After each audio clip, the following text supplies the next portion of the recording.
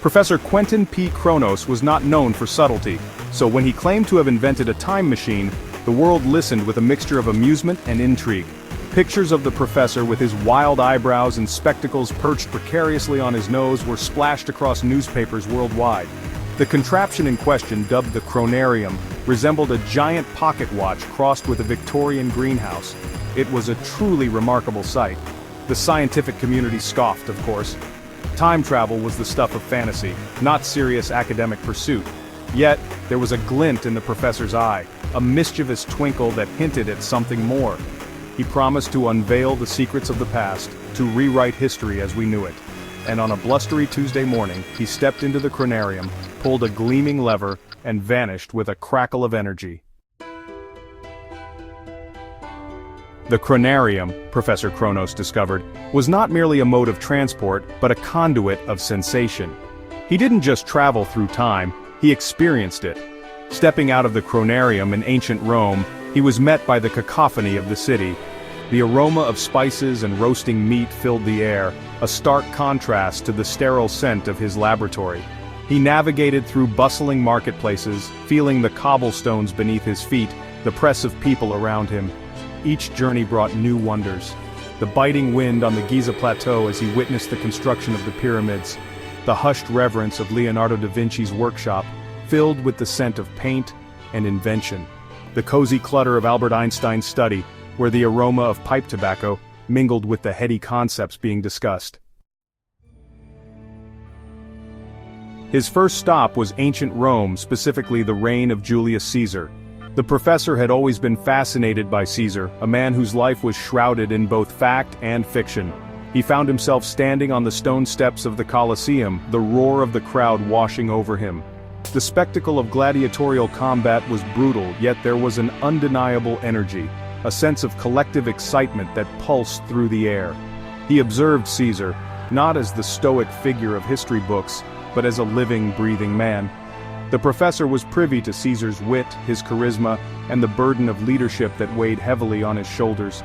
Professor Kronos saw firsthand the events leading up to Caesar's assassination, a conspiracy whispered in hushed tones and played out with tragic inevitability.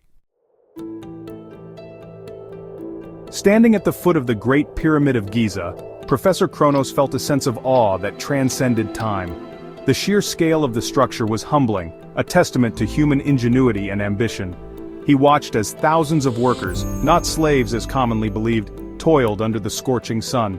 Their collaboration, their dedication to a shared purpose, painted a different picture of ancient Egyptian society.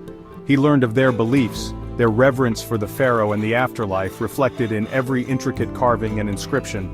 Professor Kronos discovered that the pyramids were not just tombs, but intricate time capsules, preserving the hopes, dreams, and stories of a civilization long gone.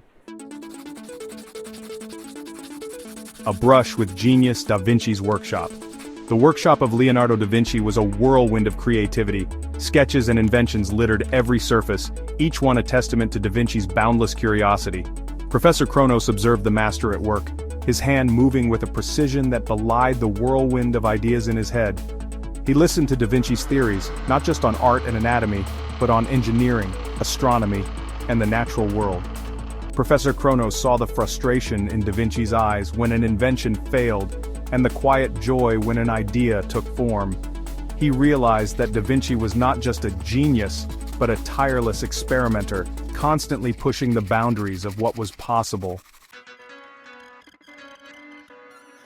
Relativity and raspberry jam tea with Einstein. Meeting Albert Einstein was a less grand but no less profound experience.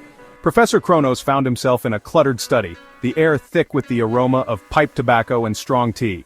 Einstein, clad in a rumpled sweater and mismatched slippers, greeted him with a disarming smile.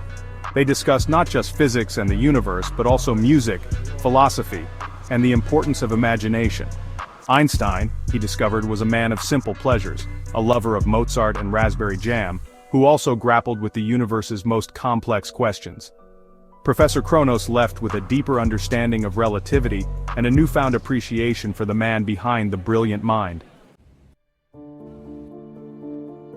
Beyond the textbooks, history unfiltered. Returning to his own time, Professor Kronos was a changed man. He had walked the cobblestone streets of ancient Rome, felt the desert wind whip around the pyramids, and glimpsed the inner workings of genius.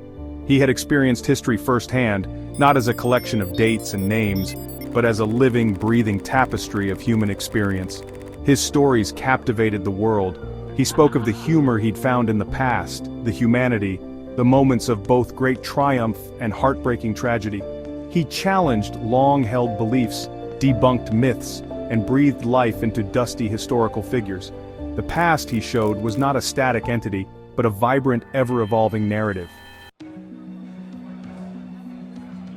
The echoes of our past. Professor Kronos's journeys taught us that history is not just about kings and queens, battles and treaties.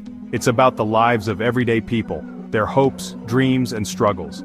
It's about the decisions they made, the innovations they created, and the legacies they left behind. It's a reflection of who we are, where we've come from, and where we might be going. His tales remind us that the past is not something to be feared or forgotten, but something to be learned from and cherished. For within its depths lie the stories that shape our present and hold the potential to guide our future. Your journey awaits. So, open a book, visit a museum, or simply start a conversation with someone who has lived a little. Embrace the thrill of discovery, the joy of uncovering hidden truths, and the satisfaction of forming your own understanding of the past. For just like Professor Kronos, your journey through history awaits. All you have to do is take the first step.